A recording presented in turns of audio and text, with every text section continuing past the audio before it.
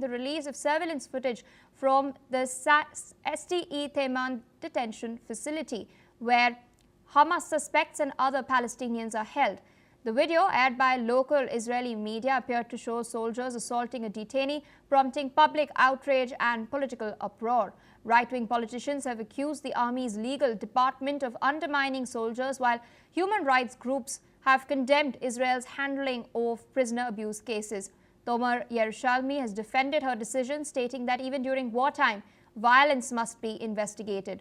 Her resignation and arrest come as Israel faces mounting international criticism over detainee mistreatment and its conduct in Gaza, where ceasefire talks and prisoner exchanges, of course, are underway.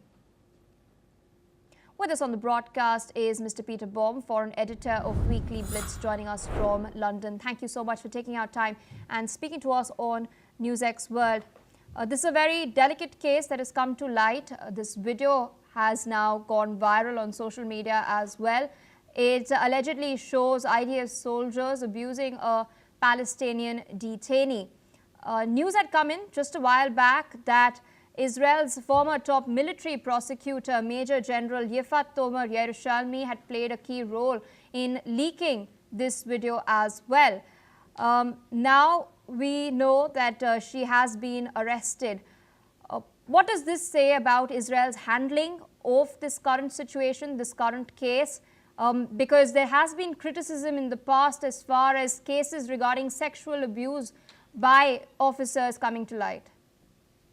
Yeah, I think all this does is enhance Israel's reputation as a functioning democracy. Can you imagine similar things happening in Syria under Assad or under any Muslim country where prisoners who are regularly abused and tortured and killed, as is in the case of Syria, Iran, Afghanistan, and numerous other Arab and Muslim countries where something like this comes to light.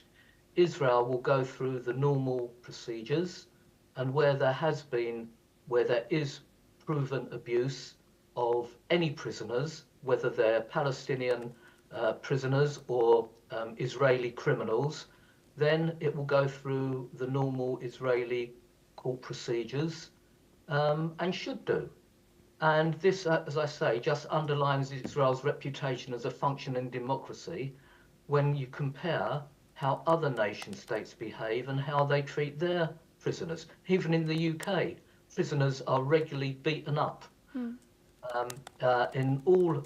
the United States of America, prisoners are regularly beaten up and killed. We've just had a case here in the United Kingdom where a child abuser was who was vulnerable because he was a child abuser, was just killed by 2 inmates. Now, obviously, the authorities will say, "Oh, we didn't know about this," but they've allowed it to happen.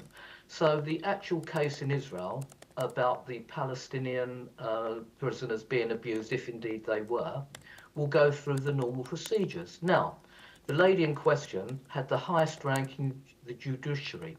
So if she did indeed leak a video which allegedly would jeopardize the case, both from the prosecution and the defender's point of view, then this was obviously, she admitted it, then she did the right thing to resign. I have to say, she wasn't sacked because the defense minister who wanted to fire her doesn't have the power through the Israeli constitution to do that. That would have had to gone through a very specialized cabinet committee and judicial system.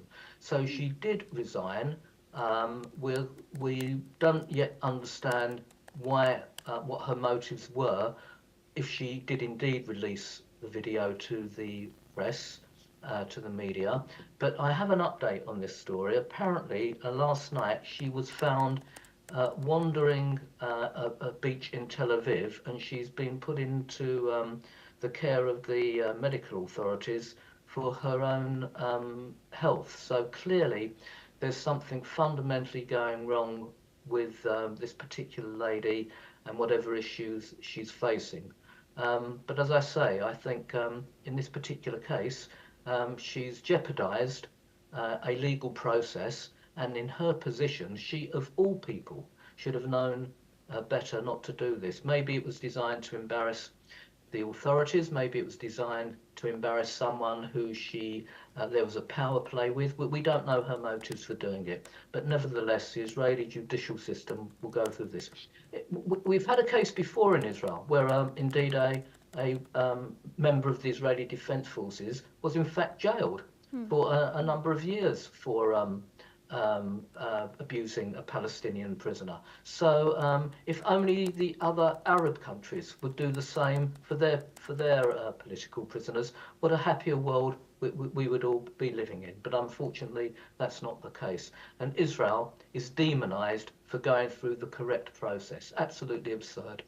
Speaking of the process itself, many have pointed out that such cases, they take a long time for the hearings to take place and the sentencing to take place, and justice is often delayed. In that context, many are asking why go after the whistleblower before the soldiers who allegedly committed the offense? How would you respond? Oh, well, justice does take a long time. In the UK, it's taken 25 years for British Pakistani Muslim child rapists to be brought to justice. 25 years. In Arab countries, there's hardly any justice. So the fact that it's delayed, I think, so what? It's delayed. That's the way the judicial process knows. Anyone who's been through the judicial process in the United Kingdom will know that from cradle to grave, even on the most minor offences, things take a long time. We've had a case recently of two British Pakistani men on video violently abusing two police women, and that happened over a year ago, and still they have not been sentenced. So the fact that Israel's judicial system is exactly the same